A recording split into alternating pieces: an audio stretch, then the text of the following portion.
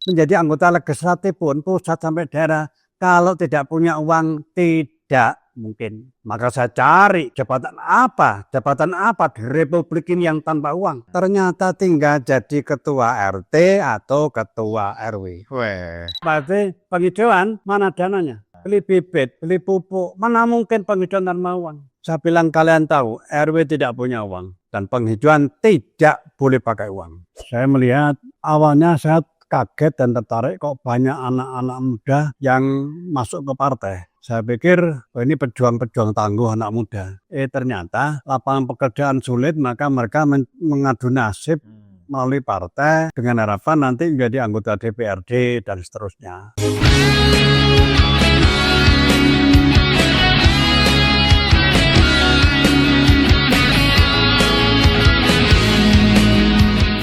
Halo Bolo-Bolo Mas Wim, ketemu lagi ya dengan saya. Ini ada Om Bambang Ir. Ya, nah, ini aktivisnya gerakan Kampung Kelintung ya. Ya. Beliau ini sebetulnya bukan orang yang benar-benar baru ya, karena beliau ini sohibnya bapak saya. Ya, dulu satu kampus ya Om ya? Satu kampus, beda fakultas. Oh dulu apa? Fakultas Saya pertanian, Pak Heri Nugroho ekonomi. Tapi satu angkatan ya? Satu angkatan, satu alma mater, satu organisasi. Oh di KMNI? Ya. Oh jadi lebih banyak teman di aktivitas aktivis, sama aktivis lah. Konco nyangkuk juga. Berarti dablek-dableknya masih saling ngerti nih satu sama lain. Ya. Dulu saya tuh pertama kali dengar jenengan itu nama julukannya Bambang Kripik. Bambang Kripik ya karena usaha saya keripik tempe. Oke, masih ya sampai sekarang ya? Sampai sekarang. Oh, oke. Sampai sekarang. Tapi waktu usaha keripik tempe apa sudah dari zaman waktu kuliah? Waktu kuliah sudah. Jadi ibu saya tuh usaha keripik tempe sejak saya lahir. Saya hidup, saya kuliah ya dari keripik tempe. Jadi julukannya itu melekat Bambang Kripik. Kuliah ya. Tertawanya aja kan renyah. Iya. Oke Om, mungkin bisa diceritakan latar belakangnya, termasuk mungkin diawali dari pertemanan dengan bapak saya bagaimana, kemudian aktivitas yang di KMNI sampai sekarang sekarang berada di aktivis lingkungan seperti ini. Ya, tahun 77 saya kuliah di Fakultas Pertanian Brawijaya. Kebetulan juga aktif di organisasi ekstra mahasiswa namanya KMNI. Dan ketemu juga dengan aktivis KMNI di fakultas yang lain di Brawijaya. Ya, antara lain dari ekonomi. Saya ketemulah sama teman Mas Heri Nugroho. Maka dari situlah kemudian banyak kegiatan-kegiatan, aktivitas mahasiswa. Bahkan saya pernah mengadakan kunjungan studi mahasiswa ke kebun karangannya zaman tahun 78, 79. Wih, ya sudah ke sana. Berarti mbah saya masih ada Pak Denny, ya, sudah. Memang nasionalis ya. Dari situ terus pertemanan berlanjut sampai setelah lulus pun berlanjut. Beliau kemudian aktif di KNPI, di DPRD dan bahkan puncaknya di Bupati Blitar ya. Saya tetap saja jadi Bambang Kripik. Ini yang rumahnya di Jalan Ciliwung itu KMNI juga ya? Seniornya jenengan itu? Bambang Karjono. Bukannya rumahnya Jalan Citandui? Oh, Mas Jati Kusumo. Jati Kusumo. Saya menggantikan Mas Jati Kusumo sebagai ketua KMNI Malang. Oke. Penggantinya. Sekarang udah usia berapa ya di Jati Kusumo? Itu tahun 79 sampai 83. Saya ketua KMNI Malang 2 periode menggantikan Mas Jati. Oke, jadi dari aktivis KMNI berarti Om Bambang ini sempat di PDI ya? Ya, jadi sebagai orang yang berkeluarga, hidup saya dari usaha keripik tempe. Tapi sebagai insan politik, sebagai aktivis, saya tetap bergerak. Setelah lulus KMNI, kemudian saya jadi sekretaris PDI Kota Malang, kemudian dilanjut jadi pengurus PDI Jawa Timur. Tahun berapa itu? Tahun 83 sampai 93. Wih, ya 10 tahun. Setelah itu karena gejala krisis moneter mulai ada, saya meninggalkan dunia politik, saya fokus ke dunia usaha saya, keripik tempe. Sebagai aktivis partai yang hidup di zaman Orde Baru, yang kita tahu betul-betul sangat dibatasi ya, itu rasanya seperti apa sih? Wah, sangat ketat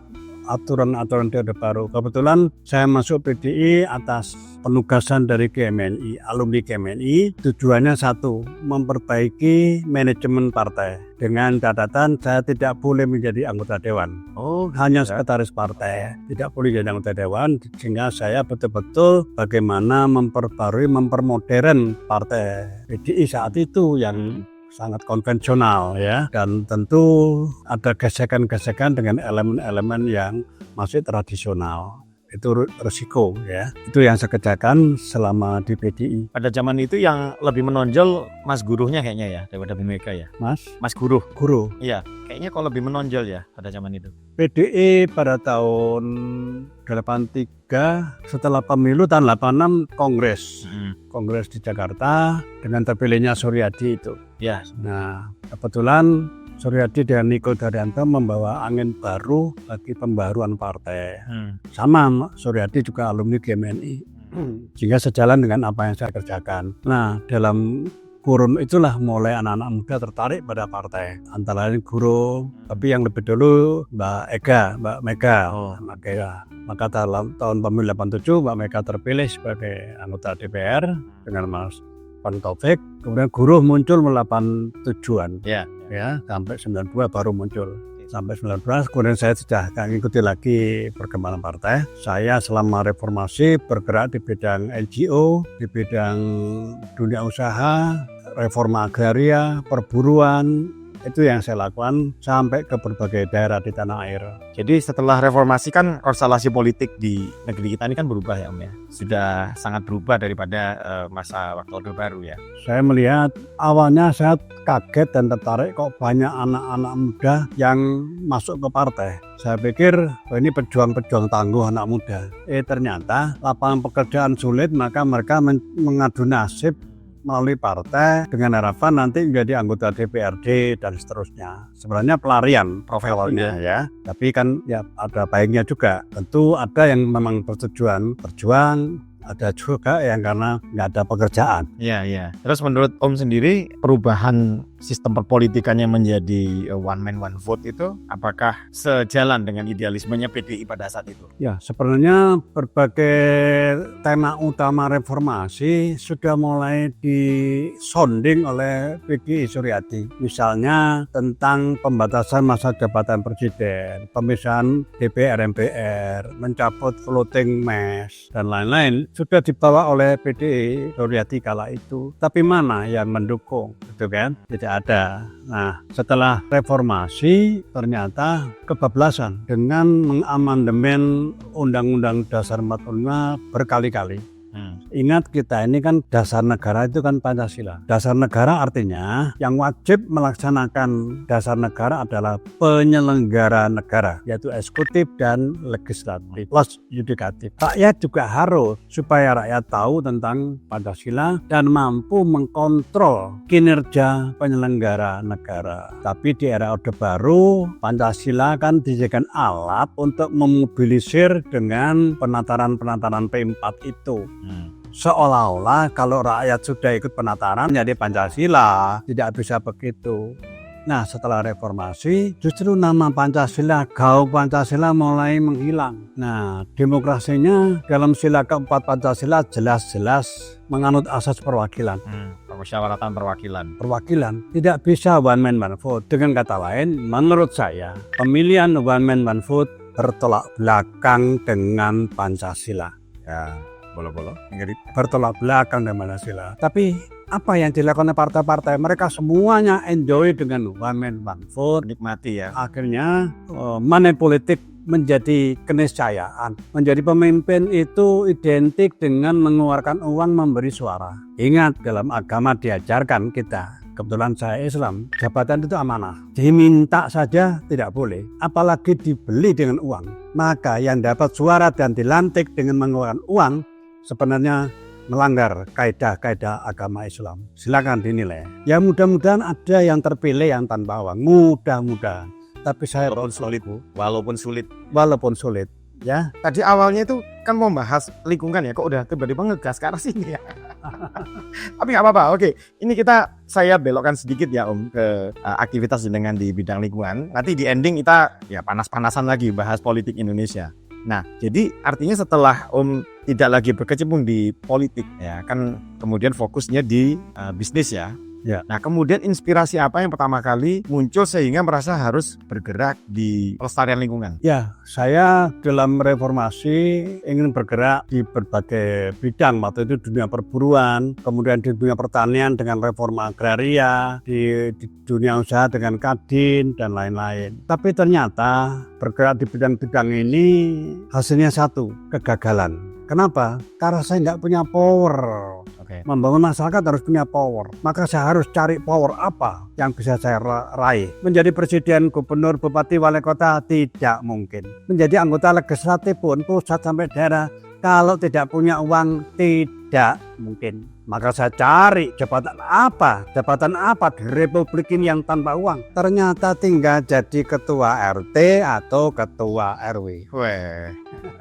Maka 2013 saya kembali ke Malang nih kayaknya nih ya, mencalonkan diri menjadi orang nomor 1 di kampung, ketua RW. Jadilah saya ketua RW tahun 2012. Oh, 2012. Pemilihannya kayak pemilihan wali kota, bupati, one man one vote. Mohon pendaftaran calon, menyampaikan visi misi kampanye, ada KPPS-nya, ada TPS-nya. Warga kampung merasa gagah dengan pemilihan one man one vote. Dalam hati saya, pemilihan dengan one man one vote inilah yang merusak sendi gotong royong, sendi Pancasila. Tapi aturan pilihan RW begitu ya, saya ikuti saja dan saya terpilih. Saya terpilih jadi RW, dananya 0. Oleh RW yang lama dananya dihabiskan untuk pemilihan ketua RW. Kampung saya kumuh, banjir. Kas RW ini habis untuk pemilihan ya? Hanya untuk pemilihan, saya hanya dapat stempel RW. Tapi kurang lebih sama dengan negara kita kan udah habis berapa nih? 76 triliun ya kalau nggak salah ya. Untuk segala bentuk pilihan-pilihan ini ya Om ya? Iya, ya. Itu terbaca di level RT, RW aja loh. Habis dananya, nggak ada. Saya hanya dapat stempel. Kondisi kampungnya kumuh, banjir. Kampungnya maksudnya kampung di sini? Satu lingkungan, beda RW dengan sekarang. Oh. Tapi tetap kawasan Lintung. Ya. Banjir, kumuh, angka kriminalitasnya tinggi, rata-rata warga tercekik rentenir dan harian dan titil. Kemudian tingkat kesehatannya memprihatinkan, penyakit degeneratif, gagal ginjal, stroke, diabetes dan lain-lain. Oleh karena itu angka kematiannya cukup tinggi, sehingga kampung saya di Malang ini, sebelum saya jadi ketua RW, kampung saya pernah meraih juara lomba memandikan jenazah. Ini juara lomba memandikan jenazah, Serius ini Om? merawat jenazah. Oh, lo dibayar. Baru tahu saya. Ya. Saya kelahiran situ. Ini kampung saya. Bagaimana saya membangun kampung Lintung semacam itu? Saya anggap saya memimpin republik ini, Republik Lintung. Langkah pertama saya susun garis-garis besar haluan membangun kampung. Wih. Penggantinya GPHK ya. Yang pertama, saya berikan motivasi pada warga bahwa yang bisa merubah wajah kampung hanyalah warga kampung itu sendiri. Ingat, Allah tidak akan merubah nasib sebuah kaum kalau kaum itu tidak mau berubah. Itu yang pertama. Kemudian saya berikan contoh yang gampang-gampang. Dengan orang kampung dan desa jangan terlalu muluk-muluk akademis. Yang gampang. Kemudian susunlah mimpi bersama. Cita-cita bersama. 2, 3, 5 tahun lagi kampung kita jadi kampung apa? Bangsa ini mimpi saja sudah nggak bisa. Maka saya ajak warga kampung bermimpi. Oh, kita pengen jadi kampung wisata. Oke, kemudian mulailah dari apa yang ada. Membangun kampung jangan didahului membuat proposal, minta bantuan, utang ke sana kemari. Jangan. Dari apa yang ada dan kerjakan. Don't you say yes if you want to say no. Itu prinsip. Kemampuan RW terbatas, maka saya konsultasi, apalagi Malang kota pendidikan, banyak perguruan tinggi, konsultasi kemana-mana. Kalau proses ini terlewati, barulah roh gotong royong terbangun, semangat ideologi Pancasila terbangun. Inilah proses revolusi mental, inilah socio engineering yang saya lakukan. Maka setahun saya pekerjaannya hanya rapat. Rapat RT, rapat PKK, rapat posyandu, rapat pengajian, rapat terus. Alhamdulillah mantan aktivis kalau rapat wes segojangan ya. terbiasa. Terlalu banyak rapat, warga ngomong. Ternyata Pak RW kakean cocok, RW-nya hanya bisa ngomong. Memang itu yang saya kerjakan. Tahun kedua, warga saya kumpulkan seluruh pengurus. Ayo kita mulai penghijauan. Alhamdulillah wa syukurillah. La haula wa la quwata illa billah. 90% warga saya ternyata menolak. Ngomong saya capek. Begitu penghijauan, Pak RT, penghijauan mana dananya? Beli bibit, beli pupuk, mana mungkin penghijauan tanpa uang? Saya bilang kalian tahu, RW tidak punya uang dan penghijauan tidak boleh pakai uang. Itu saya sampaikan 3 Januari 2013. Saya dikatakan RW gila penghijauan tanpa uang. Saya tetap ngotot penghijauan tanpa uang. Warga kecewa, mereka salah memilih pemimpin. Karena sekarang ini memilih pemimpin identik mendapat sembako, dapat BLT, bansos dan sebagainya. Ternyata RW Glintung, RW kakean cocot, RW gendeng nggak punya uang. Saya tetap penghijauan tanpa uang. Hasilnya ya tetap saja hanya pengurus yang mau penghijauan. Pada tahap ini kemudian seluruh ketua RT saya kumpulkan. Saya ajak membuat aturan kampung. Saya buat peraturan kampung. Perkam nomor 1 tahun 2013. Pasal 1 ayat 1. Barang siapa warga Glintung minta stempel RW, rumahnya tidak ada tanaman. Balik tahun kedua sebagai RW, sebagai pemimpin saya diktator. Ada warga saya mau kawin, rumahnya tidak ada tanaman, dilarang kawin. Balik. Ada yang melahirkan, suaminya ngurus akta kelahiran, merocot, rumahnya tidak ada tanaman, dilarang lahir. Balik. Saya di demo. RW melanggar hak asasi manusia. Ya, mau apa? Kalau nggak cocok dengan Pak RW, pecat saya sebagai RW. Makin cepat, makin baik. Lu kira enak jadi ketua RW? Gajinya cuma 150.000, terimanya 3 bulan sekali, dipotong pajak lagi. Menjadi ketua RW, tamu saya banyak. Berarti 50.000. Habis gula kopi banyak, tekor. Gak berani mereka. Itu yang saya lakukan. Akhirnya mereka menanam. Kampung jadi hijau. Persoalan hijau selesai. Musibah berikutnya banjir. Aduh banjir. Saya diajari Profesor Dr. Insinyur Muhammad Bisri, Rektor Brawijaya. Temen juga ya? Ya, teman juga, temannya Pak Heri juga. Main sepak bola sama Pak Bisri di sana ya saya. Saya diajari gerakan menabung air dengan biopuri itu dengan sumur resapan. Tapi saya kembangkan, ada biopuri jumbo, super jumbo, ada biopuri injeksi. Inovasi teknologi saya. Kalau urusan stempel tadi itu inovasi sosial. Akhirnya saya pasang di kampung saya ada 700 biopuri paralon, 200 yang jumbo kaleng 5 kilo, 200 kaleng yang 25 kilo, ada 7 sumur resapan. Sekali hujan dihitung sama mahasiswa teknik pengairan. Kurang lebih air yang meresap 100.000 liter air. Dalam setahun kurang lebih 9,7 juta liter meresap ke kampung. 3 tahun berjalan, sumur-sumur warga naik 5 meter. Suhu udara menjadi turun. Lebih sejuk ya? Sejuk. Penguapan kelembapan kampung jadi bagus. Program ini saya namakan Water Banking Movement, gerakan menabung air. Di mana program ini tahun 2016 bulan Desember terpilih sebagai the best open innovation on Guangzhou International Award for Open Innovation. Nah, terpilih ini tadi Ayamnya berhasil ya Om ya? Iya, mengalahkan Boston Brussels Copenhagen. Untung Omnya ini bukan gubernur DKI. Kalau bikin sumber resapan sudah dihujat sama buzzer nanti. Ya, aku jadi Bakub RW, Bakub DKI datang. Apresiasi. PLT Gubernur DKI juga sudah datang. Bahkan dari dalam dan luar negeri sampai hari ini belajar tentang Water Banking Movement. Dan masih berlangsung ya sampai sekarang. Akhirnya kampung saya kampung wisata, banyak berkunjung. Maaf, kebetulan saya mantan direktur Jatim Park, sehingga saya buatlah paket-paket berarti Jatim Park yang apa namanya? Jatim Park pertama yang itu loh Om, yang sebelahnya Secret Zoo apa namanya? Kelebungan, di bawah Kelebungan. Itu juga ada. Saya direkturnya pertama kali. Ya, akhirnya jadi kampung wisata. Bantuan-bantuan dari BUMN. 3 tahun kas RW mencapai 1 miliar. Saya bentuk koperasi Glintung Go-Green. Sekarang rentenir tidak ada di kampus saya. Bagi warga yang sakit, silakan ke Balai RW. Dokter dan obat saya siapkan. Inilah kemandirian, inilah gotong royong, inilah Pancasila dalam tindakan. Luar biasa. Kayak gini nih, sayangnya itulah kalau di negara kita ini kan banyak sekali orang-orang potensial tapi yang tidak mendapatkan panggung ya untuk berkontribusi lebih ke masyarakat ya Om ya. Sistem politik kita itu kan. Ya, sistem politik kita saya rasa semakin lama semakin liberal kapitalistik. Partai manapun penyakitnya sama, oligarki. Sementara demokrasi mengharuskan ada partai. Maka bagaimana ini? Ya, kita berdemokrasi dengan partai, tapi masih penyakitnya oligarki. Siapapun, pemimpinnya siapapun, tetap liberal kapitalistik. Sehingga Indonesia sekarang begini, menurut saya bukan sekedar kesalahan pemimpin-pemimpinnya. Sistem yang berjalan yang tidak benar. Ya. Kita harus kembali pada Undang-Undang Dasar 45. Kembali pada Pancasila 1 Juni. Itu 1945 ya.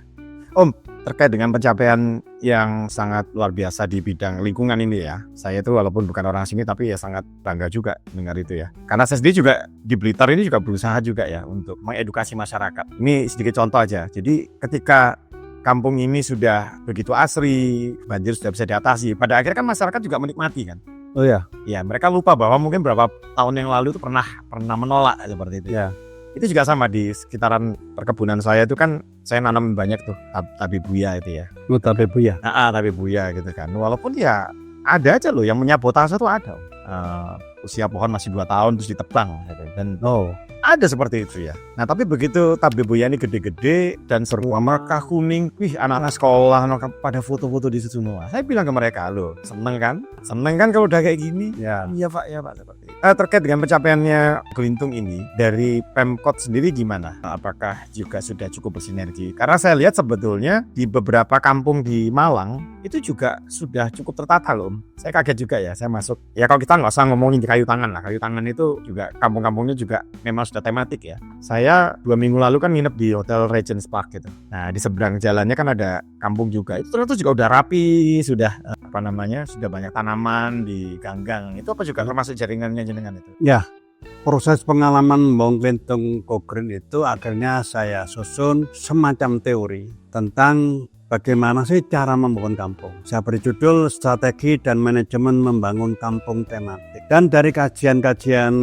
universitas dalam dan luar negeri, diskusi-diskusi dengan guru besar yang datang ke tempat saya, akhirnya disimpulkan bahwa Gelintung Go Green sekarang ini bukan hanya nama sebuah kampung, tapi sudah bertransformasi menjadi sebuah teori, sebuah konsep namanya kampung tematik. Oleh karena itu saya kampung-kampung yang saya bina di seluruh Indonesia saya jaring dalam komunitas jaringan kampung tematik Indonesia. Peran pemerintah Kota Malang sejak awal Gelintung bangkit memang selalu mendampingi mendampingi awal, mengarahkan dan sebagainya. Tetapi kita kan tidak boleh terus-terusan menggantungkan pemerintah. Maka saya juga bergerak sendiri menjalin jaringan di luar pemerintah kota dengan BUMN, dengan perguruan tinggi, TNI, Polri dan lain-lain. Sehingga mungkin sekarang pemerintah kota menilai Gelintung sudah mandiri lah, sudah jalan. Nah, tinggal saya replikasikan di kampung-kampung yang lain. Maka di Malang banyak kampung-kampung yang sudah tertata. Nanti setelah sesi ini ada kampung yang berkunjung minta dibina. Itu selama di Malang saya juga membina kampung-kampung di Kota Malang. Oke, jadi gitu bola-bola ya. Di Malang aja bisa, kenapa di daerah kalian nggak bisa gitu ya? Ya. Nah sekarang kita balik lagi ke perpolitikan Om. Kan saya sempat dengar juga kemarin sempat mau mengajukan diri sebagai calon wali kota Malang lewat jalur independen. Siapa? Jenengan? Oh enggak. Saya hanya mendampingi. Tadi saya katakan saya nggak mungkin. Jalur independen ini namanya memang bukan jalur partai, tapi sebenarnya substansinya sebagai makhluk peserta pilkada, sebenarnya perilakunya juga sama dengan partai. Tanpa uang juga nggak gitu ya. Iya, jadi memang problemnya memang jadi sistem itu sendiri ya. Ya, jadi pengertian independennya betul belum secara substansial. Masih hanya non partai gitu saja. Ya. Jadi baru hanya sekedar non partai ya. Sementara problem yang mendasarnya belum terselesaikan. Belum. Ya. Jadi terkait dengan cerita Om ya bahwa ya setidaknya kita kalau belum bisa punya power di tingkatan yang lebih besar, katakanlah di tingkat daerah, paling nggak dari sisi RT RW, itu kan sangat mirip juga dengan konsep yang selama ini kita sosialisasikan Om ya. Jadi konsep lumbung sebagai alternatif pengganti partai untuk di masa depan. Ya. Nah, seperti itu. Jadi dalam konsep yang kami perjuangkan itu kan, kalau sekarang orang mau jadi pejabat masuk partai dulu, ya kan? Nah, cuman kalau dalam konsep yang selama ini kami sosialisasikan, ya orang mau jadi pejabat harus mengabdi kepada masyarakat ya lewat RT dulu. Nah, kemudian RT menjadi RW, menjadi ketua lumbung, baru bisa berkontestasi di pilkada atau pileg atau pilgub nggak ada sih, atau pilpres seperti itu. Ya, jadi kira-kira ini kita bisa sinergi nih Om ya.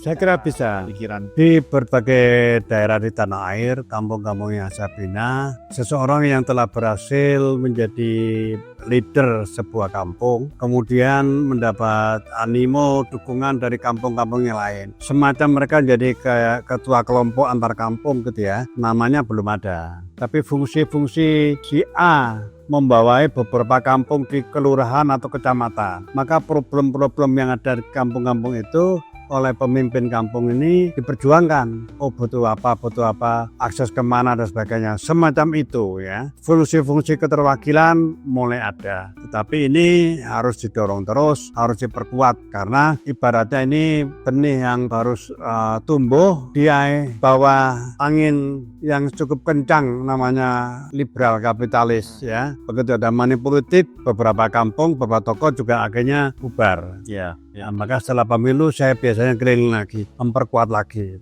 Oke, jadi dalam pertemuan siang ini saya bukan hanya sekedar melepas rindu ya terhadap sohibnya Bapak waktu di masa perjuangan dulu, tapi banyak sekali pelajaran yang bisa didapatkan ya, bahwa kepedulian terhadap lingkungan itu memang sesuatu hal yang nyata, karena masalah krisis lingkungan ini kan masalah yang nyata ya Om ya, di hadapan kita, tapi hampir tidak pernah menjadi prioritas dari pejabat-pejabat yang ada di Indonesia. Jadi pola pikirnya nggak sampai ke sana gitu loh. Mayoritas saya belum melihat ya. Kalau toh ada, rata-rata sekedar menggugurkan kewajiban. Atau retorika. Ya keren gitu ya. Tapi ada juga loh yang memang kepala daerah yang total membangun kampung.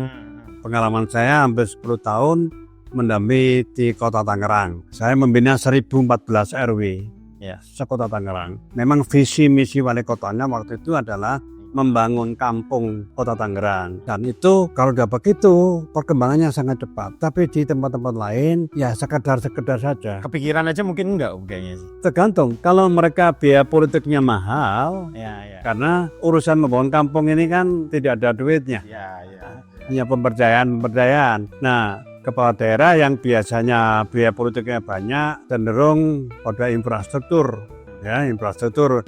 Kalau proyek-proyek infrastruktur kita bisa menerka-reka lah kira-kira apa yang dan bisa dipamerkan. Bisa dipamerkan langsung ya.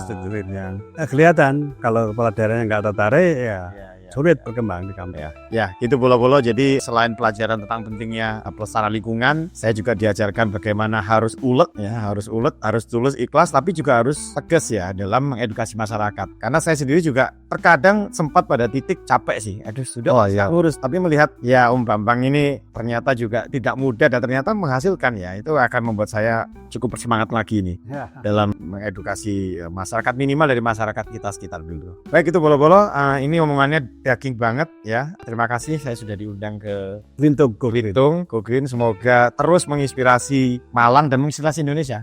Ya, saya menyampaikan pesan saja. Energi bangsa banyak terkuras habis hanya saling caci satu sama yang lain. Tidak ada benarnya pemimpin.